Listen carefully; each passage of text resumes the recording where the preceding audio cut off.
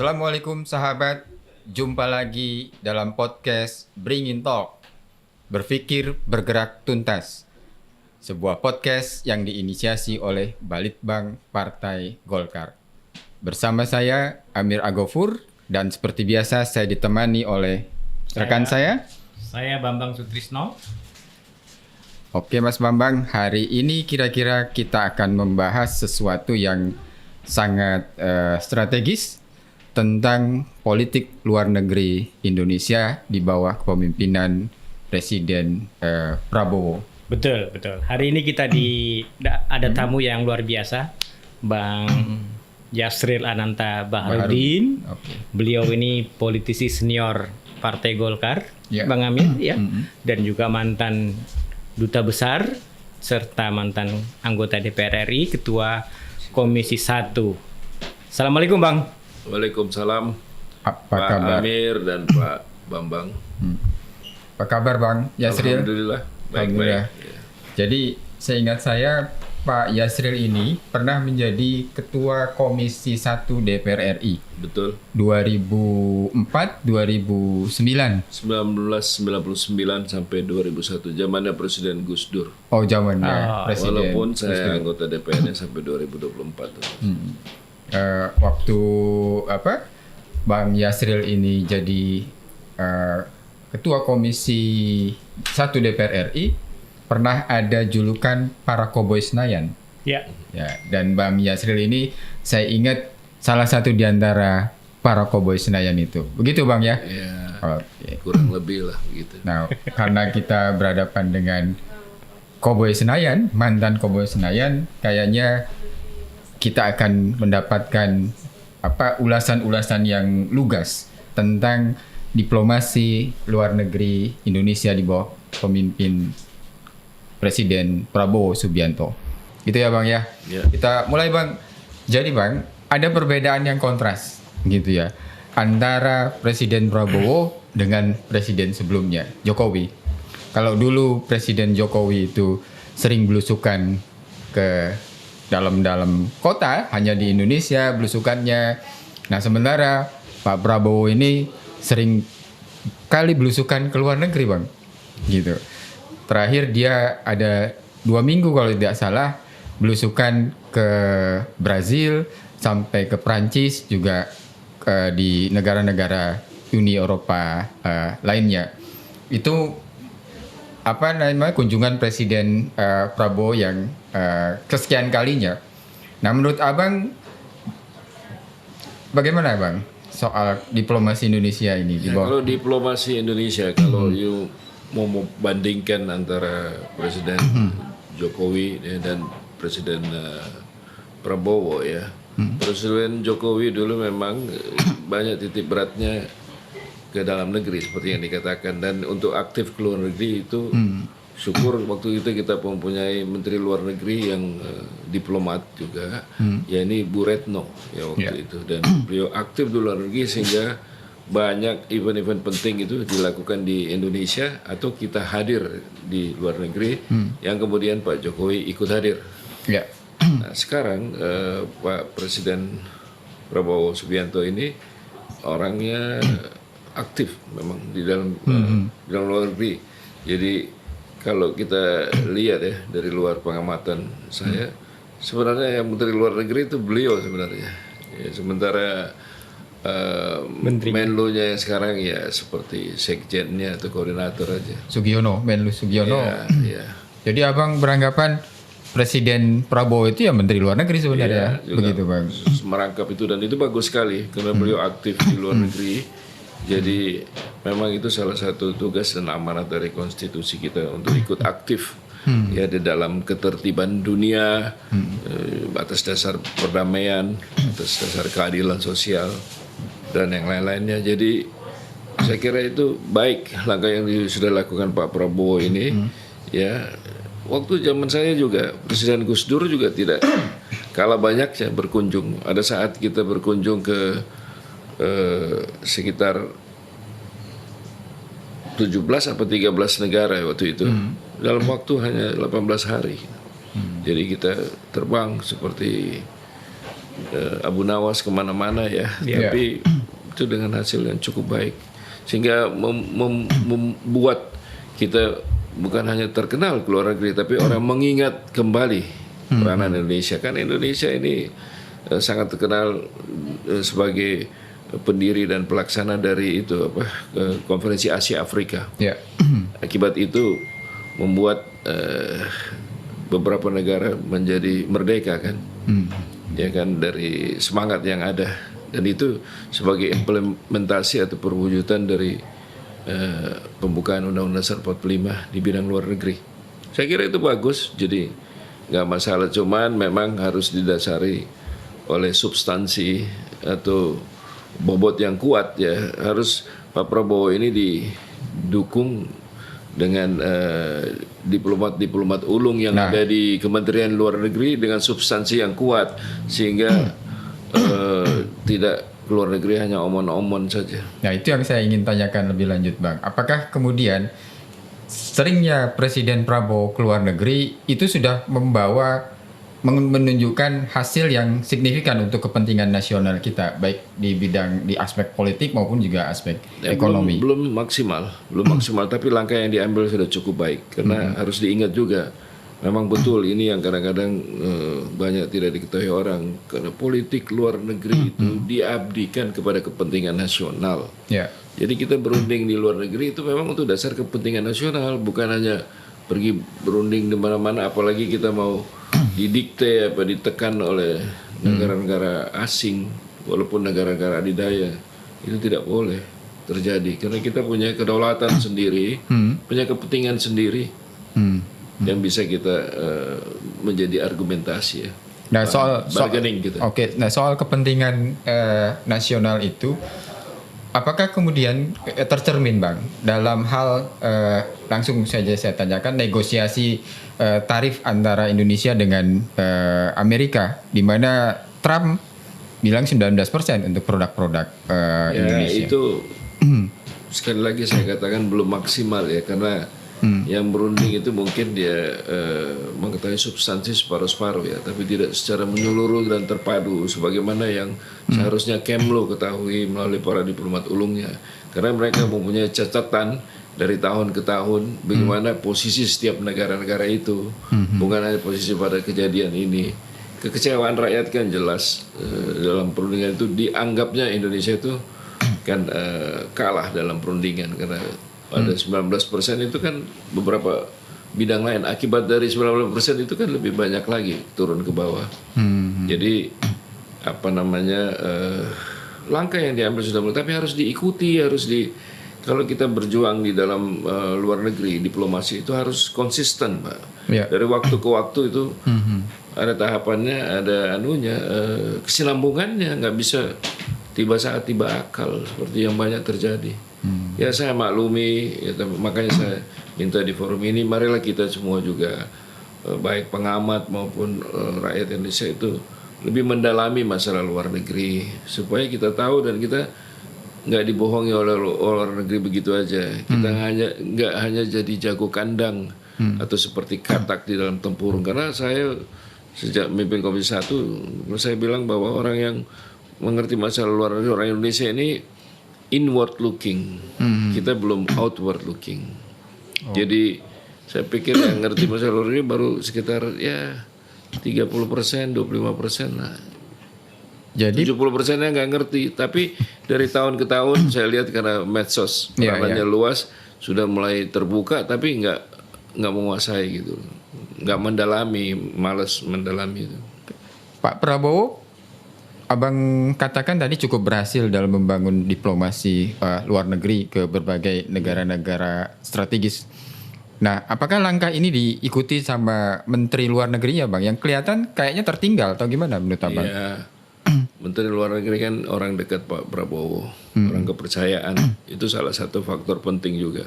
Ya. Tetapi secara penguasaan substansi mengenai hubungan internasional, saya kira beliau belum maksimal dan harus belajar keras lagi mengenai hal itu, dan memanfaatkan para diplomat-diplomat dari Kementerian Luar Negeri yang memang tugasnya sehari-hari, jiwanya sehari-hari di dalam bidang luar negeri, Jadi harus ada komunikasi, jangan mau jalan sendiri-sendiri. Karena yang tahu bahannya ya mereka itu. Itu yang saya lihat komunikasinya ini belum maksimal. Jadi mungkin banyak pendapat-pendapat dari rekan-rekan di Departemen Luar Negeri itu atau Kementerian Luar Negeri itu belum sepenuhnya karena waktu, mungkin kesibukan Pak Menteri, mungkin ada yang tidak terkomunikasikan. Sehingga mungkin juga tidak terkomunikasikan kepada Presiden, apalagi entah waktu yang terbatas atau takut.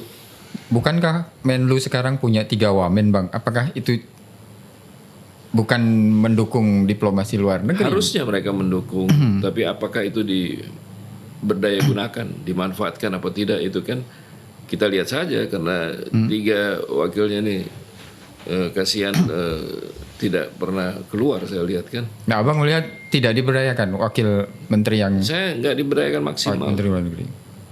Padahal mereka sebenarnya bisa. Manajemen yang baik kan pendelegasian wewenang ya. Lalu diawasi oleh pemimpinnya. Ya. Nggak selalu harus pemimpinnya yang bekerja, mana ada waktunya. Kasihan Presiden, dia harus memikirkan hal-hal yang lain. Khususnya di dalam negeri yang ya lebih bikin pusing lah. Oke, kalau begitu Abang punya benchmark nggak sih? Menteri luar negeri yang baik itu menurut Abang seperti apa? Ada contoh-contohnya, Bang? Ada untuk luar negeri? contoh-contohnya. Diplomat yang paling ulung itu Pak Ali Alatas. Dan yang paling kuat substansinya itu seperti Pak Profesor Mokhtar Kusumatmaja, Pak Hasim Jalal dulu kan beliau itu mengenai Nusantara ya, itu laut itu mereka yang yang memperjuangkan dengan gigih. Tapi itu pun tidak dipertahankan oleh yang berikutnya, mungkin tidak didalami lebih lanjut, sehingga kadang-kadang ada yang dilukai atau tersenggol dari itu daerah yang kita sudah tetapkan. Oke, Bang, saya lanjutkan dengan Mas Bambang. Tapi sebelum Mas Bambang tanya, saya ingatkan ke pemirsa untuk jangan lupa like, comment, share, and subscribe. Silakan Mas Bambang. Baik, Kang Amir, ini diskusi kita sore ini kita bahas tentang geopolitik. Saya akan beralih sedikit soal geopolitik, Bang Yasril. Kita ketahui bahwa beberapa tahun terakhir ini kan dunia sedang tidak baik-baik saja. Ini kan banyak sekali pertikaian, konflik dan sebagainya, termasuk terpilihnya pemimpin-pemimpin yang keras. Misalnya, satu strategi yang dikembangkan oleh Trump, yang presiden Amerika yang begitu keras, ini ternyata membuat reaksi dunia juga semakin keras dan banyak pertikaian di mana-mana yang tidak selesai. Saya ingin pandangan Bang Yasril terhadap situasi geopolitik dunia. Apa yang terjadi, Bang Yasril? Ya, sekarang sebagaimana yang disampaikan, ya terjadi tarik-menarik atau persaingan yang kuat dari negara-negara adidaya ya. Sebab menurut hemat saya sekarang dan insya Allah ke depan nantinya itu kekuatan dunia itu berada di Asia Pasifik. Jadi bukan lagi Amerika atau Eropa, itu sudah masa lalu. Mereka harusnya sadar akan keadaan gini dan mengakuilah, kembalikan.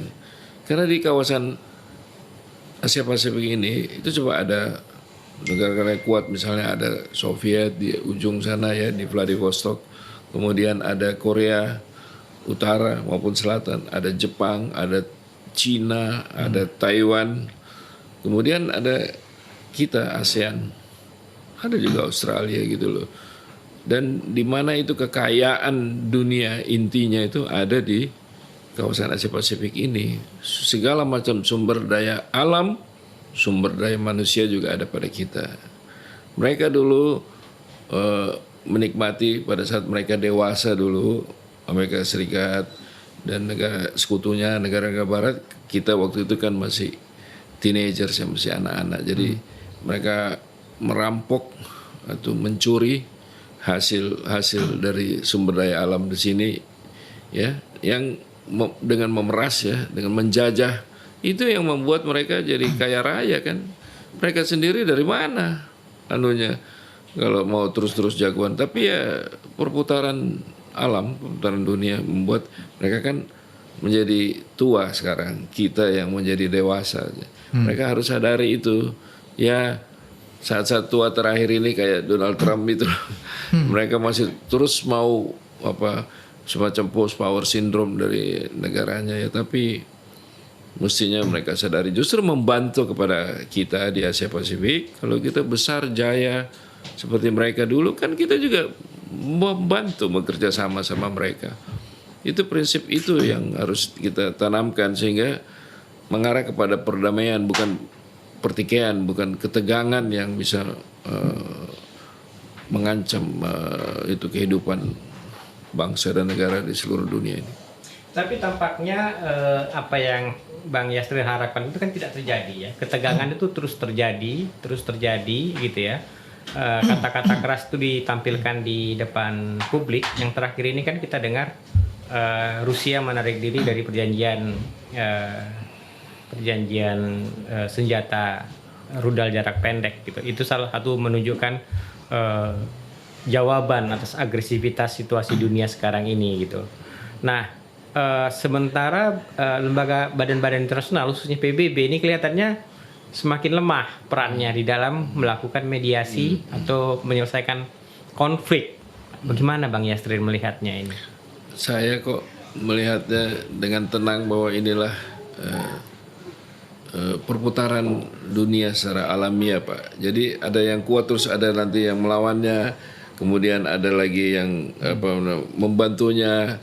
Lama-lama yang kami bayangkan tadi itu insya Allah bisa terjadi, Pak. Karena mau nggak mau mereka akan kembali ke situ. Bahkan saya membayangkan yang terindah di antara negara-negara itu, yang saya secara berkhayal mungkin memimpikan apa yang dikatakan oleh orang-orang tua dulu atau ada di Al-Quran bahwa surga itu dialiri oleh sungai apa segala macam. Saya pikir kalau lihat-lihat itu ya secara khayal seperti itu Indonesia, Pak. Di mana ada negara di dunia ini yang terletak di antara dua samudera, dua benua, dan di tengah-tengahnya ekuator.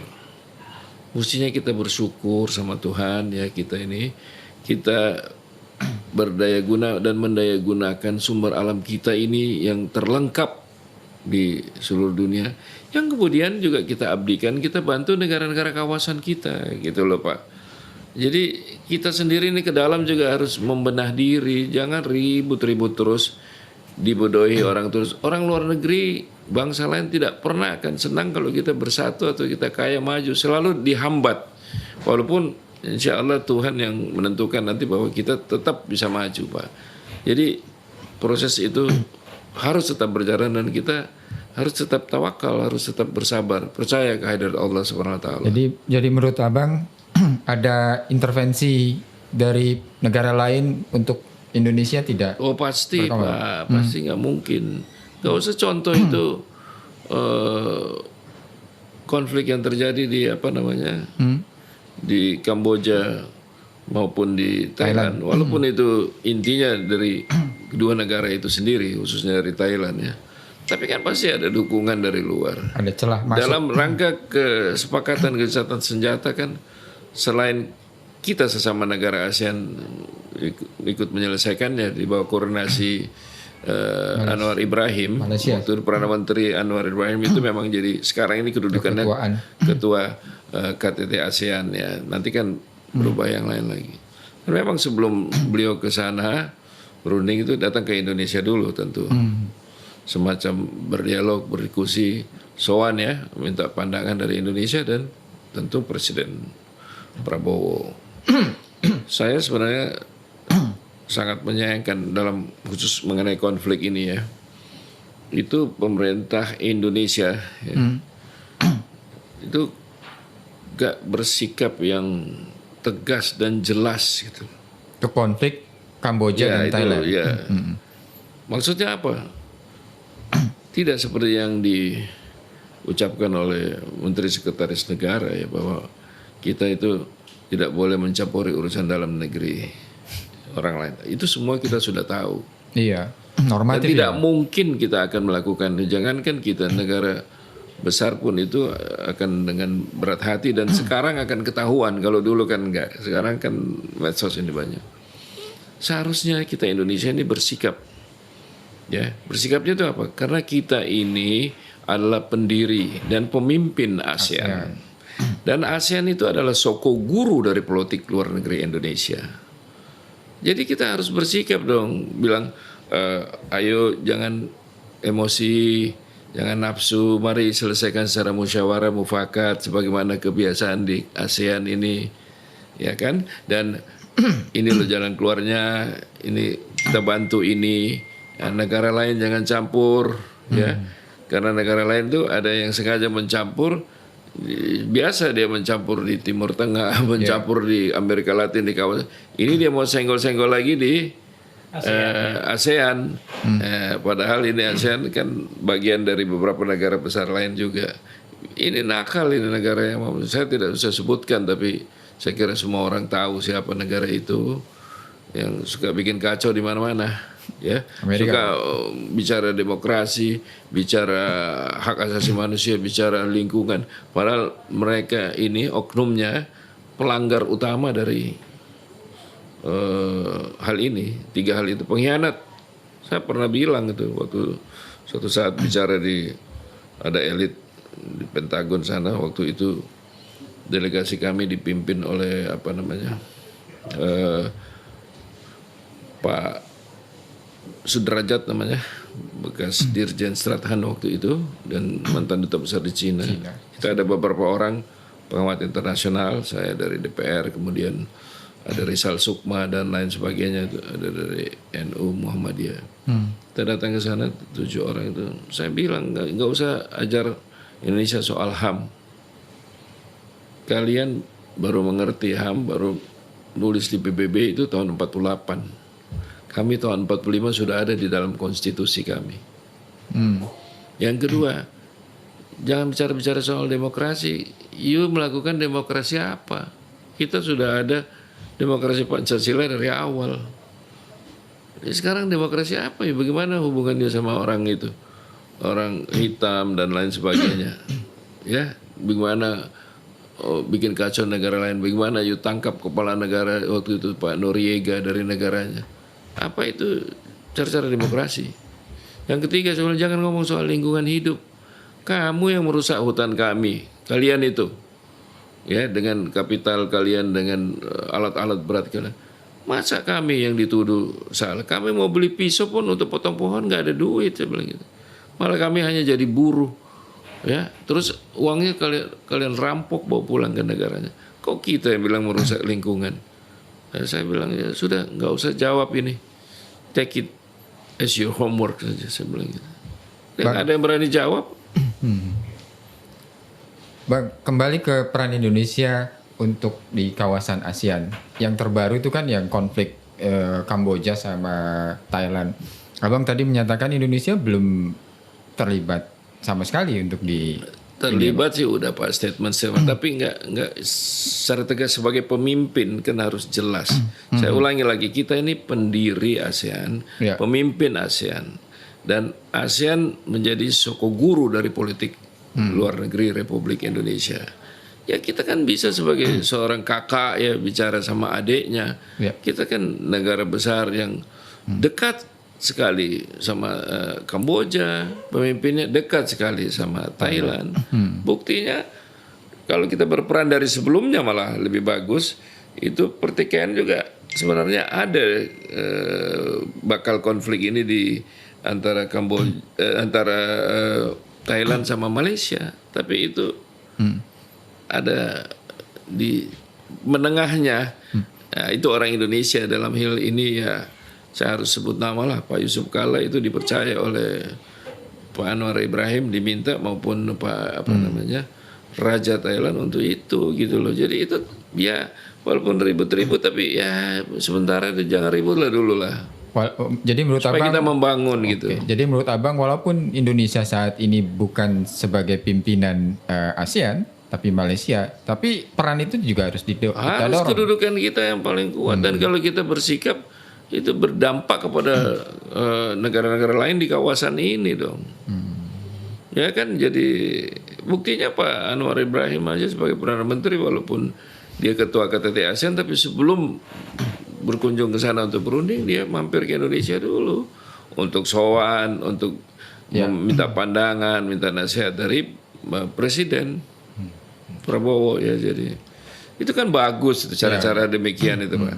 Ada etikanya, ada diplomasinya ya, dan adat istiadat lah gitu. Dan itu yang harus kita ciptakan kepada seluruh negara ASEAN. Oh ini konflik perbatasan kok, bukan konflik negara sesungguhnya. Gitu loh. Dan peran Indonesia secara makro untuk ASEAN ini juga belum kelihatan ya Bang ya sejak Prabowo ini ya. Sementara belum, karena beliau konsentrasi ke wilayah yang lain ya. Seperti di BRICS itu bagus langkah yang sudah diambil itu. Saya kira mendapat pujian banyak orang termasuk negara lain juga ya.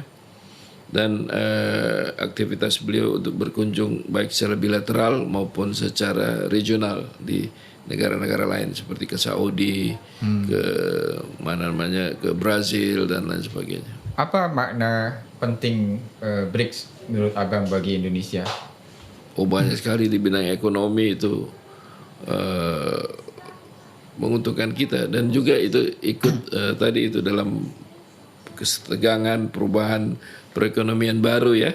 Itu kita bisa andal di situ, dan itu langkah yang cukup tegas dan cukup berani dari Presiden Prabowo menurut saya, dan itu yang bagus. Indonesia ini kita punya kedaulatan sendiri. Indonesia ini kita merdeka sendiri oleh rakyat sendiri, bukan seperti negara lain untuk diberi Pak, seperti Malaysia, Singapura, Australia dan lain-lainnya ya. Dan bukan juga oleh penjajah. Kita sendiri. Ini yang paling unik, nggak ada di negara di dunia yang seperti kita. Jadi sebenarnya itu jadi bekal yang kuat untuk kita berdiri tegak, berdikari seperti kata para pendiri Republik kita dulu, Bung Karno dalam hal itu. Jadi keikutsertaan Indonesia dalam menjadi anggota BRICS itu bukan Bang, mencederai konsep politik Indonesia bebas aktif ya Bang ya? Oh enggak dong, itu kita jadi anggota non-blok kok. Kita juga menjadi anggota OKI, kita KTT, banyak di mana-mana anggota itu ikut aktif menciptakan ketertiban dunia. Itu tidak mengurangi kita sebagai non-blok kok, sama sekali enggak. Dan politik luar negeri Indonesia, ingat sekali lagi, harus didasarkan untuk kepentingan nasional ya, diabdikan kepentingan. Apa itu kepentingan nasional ya harus jelas. Itu pertahanan, perekonomian, sosial. Pokoknya jangan ada orang luar yang campur-campur kita. Kalau toh kita mau berunding ataupun mau apa, harus setara gitu loh. Ya, kita mau dagang juga kita dagangnya jangan kita jadi di bawahnya juga. Mental kita harus jangan mau dibeli. Susahnya ada beberapa oknum ini kalau dikasih fasilitas, dikasih apa, terus ya tanpa sadar dia menjual bangsanya. Belum lagi yang koruptor itu. Kalau saya pikir koruptor itu kan hanya beberapa orang, ya ditiadakan saja. Dihukum mati maksudnya. Hukum mati atau di Petrus saja nggak ada soal kok. Bang, buat apa itu untuk kepentingan keselamatan orang banyak? Saya bilang juga waktu bicara di Amerika maupun di Inggris.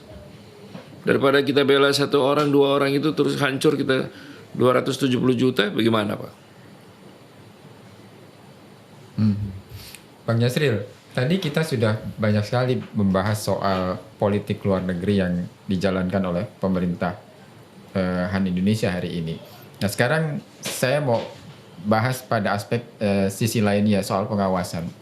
Nah menurut Abang bagaimana sikap Komisi 1 dalam mengawasi langkah-langkah pemerintah Indonesia nih Bang? Ya, karena banyak kader-kader Golkar juga di sana Bang. Iya betul, tapi mereka belum maksimal berperan segala macam. Saya beruntung dulu karena saya lebih dulu bekerja di Deplu ya. Lebih dulu jadi diplomat, baru saya jadi anggota Komisi 1, baru jadi ketua. Jadi saya tahu kurang lebih isi perutnya dari Deplu. Makanya waktu saya memberi kritikan yang sangat tegas dalam rangka justru memperkuat Deplu, tapi diartikan salah seolah-olah saya membuka aib dari Deplu. Nggak bisa dong terus kita mempertahankan kesalahan. Harus kita sebagai pemimpin harus berani apapun risikonya, walaupun mereka banyak yang kurang senang ya, tidak apa-apa. Yang saya kepentingan bangsa dan negara. Ya seperti disiplin soal kehadiran di rapat waktu itu saya marah, bahkan waktu sekjennya datang dia berbohong menteri luar negerinya sedang luar negeri padahal enggak. Saya ajukan ke Barreskrim untuk dituntut sebagai contempt of parliament. Nggak ada Pak, kita harus luruskan. Termasuk meluruskan juga waktu Depsos sama Departemen Sosial dan Departemen Penerangan dibubarkan. Saya walaupun ketua Komisi 1 itu hanya menyangkut penerangan, tapi saya mengambil inisiatif sebagai anggota DPR, sebagai anggota Golkar untuk menginisiasi terjadinya namanya hak waktu itu. Hak bertanya. Iya. Hak mengajukan pertanyaan. Iya. Waktu itu. Nah kalau sekarang Bukan angket, yang sebelumnya angket itu apa namanya? interpelasi. Ya.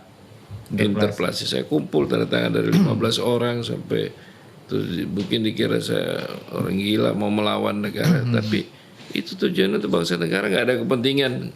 Kalau sekarang kan banyak kepentingan Pak, ya kan? Betul, Mohon maaf, saya pengen kembali teman-teman dari DPR baik yang senior maupun yang junior itu kita terus mempertahankan idealisme dan nasionalisme kita. Kita bangsa besar, ya, yang harus sangat cepat maju. Kita kok ketinggalan sama Cina, ketinggalan sama Kamboja itu begitu maju itu negara. Jadi dengan kata lain Abang ingin mengatakan fungsi pengawasan DPR itu masih belum maksimal. Pak. belum maksimal.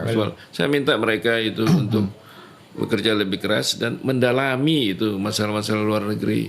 Kalau betul-betul boleh mereka kunjungan kerja ya atau studi banding, tapi dia lihat betul-betul kerjanya orang kedutaan itu kayak apa gitu. Jangan hanya jadi kerjanya nggak maksimal lah menurut saya tuh Pak ya. Dan kemudian juga hanya ya mikir itu. Misalnya satu contoh ya, dulu ada kita tuh kan beli mobil di itu ya. Banyak orang diplomatnya dia nggak mau pakai mobilnya supaya dijual harganya tinggi kan. Oh iya. Kalau saya nggak pusing itu dikasih tugas untuk pakai, saya pakai aja. Jadi dia mau bayar kemana-mana, kadang-kadang terpaksa naik bus, ikut teman kan. Ya tapi ya harus dimaklumi karena mereka honornya itu gajinya itu minim, ya. Apalagi di dalam negeri gajinya di stop gitu. Efisiensi. Ya bukan waktu itu, sejak waktu itu. Jadi ya bagaimana ya berharap banyak dia otaknya nggak penuh di situ. Karena dia juga memikirkan dapurnya dong. Ya, Kang Amir, Ya, kita ingatkan lagi kepada pemirsa kita untuk jangan lupa subscribe, ya, share dan like podcast ini. ya. Saya lanjut sedikit ke Bang Yasril tentang situasi ancaman yang terjadi khususnya di negara kita. Artinya ini ketegangan terutama di Natuna. Ada ancaman di mana Cina semakin berusaha melakukan dominasi pendudukan di sana, dan Filipina kelihatannya sudah mendapatkan tekanan banyak dari China, dan juga Vietnam juga banyak mendapatkan tekanan untuk pengelolaan sumber daya yang ada di situ. Nah sebetulnya kalau lihat dari runutan situasinya, bagaimana posisi Natuna dan bagaimana posisi Laut Natuna tersebut dalam konteks geopolitik dunia dan ini Indonesia, posisi Indonesia, Bang.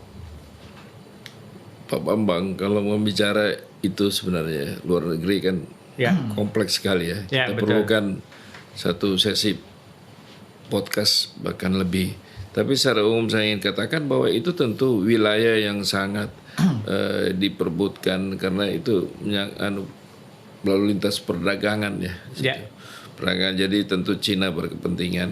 Nah negara lain pun yang besar juga ingin dia tersingkir gitu ya. Sementara perebutan wilayah itu pengakuan oleh Cina itu juga masih harus dikaji kembali karena itu tidak sepenuhnya benar ya.